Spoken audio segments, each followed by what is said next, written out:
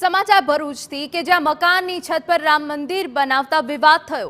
અંકલેશ્વરના ગડખોલમાં રામ મંદિર બનાવાયું છે।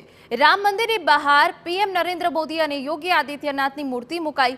ગેરકાયદેસર બાંધકામ પર બુલડોઝર ન ફરે તે માટે મંદિર બનાવાયો હોવાનો આરોપ છે। 2023થી મામલો બોર્ડમાં તપાસ હેઠળ હોવાનો ફરિયાદીનો દાવો છે। મંદિર બનાવનારાએ ખંડણીખોરનું કાવતરું હોવાનો પણ પ્રતિ આરોપ થઈ રહ્યો છે। મંદિર વિવાદ મામલે કોઈ સત્તાવાર નિવેદન હજુ સુધી સામે નથી આવ્યું। मंदिर बनाने का मेन मकसद मेरा साहब ऐसा है कि प्रभु श्री राम 500 साल बाद अयोध्या में आए। वो खुशी में मैंने अपने टेरेस के ऊपर मंदिर बनाया। मेरे को अपार खुशी हुई, कितना खुशी हुई मैं अपना बता नहीं सकता। ये खुशी में मैंने प्रभु श्री राम का मंदिर बनाया। सीएम पीएम की प्रतिमा मैंने इसलिए बनाया कि इन्हीं की वजह से मेरे प्रभु श्री राम आज महल में आए, इसलिए रक्षक के तौर पर इनकी प्रतिमा मैं आगे बैठाया हूँ।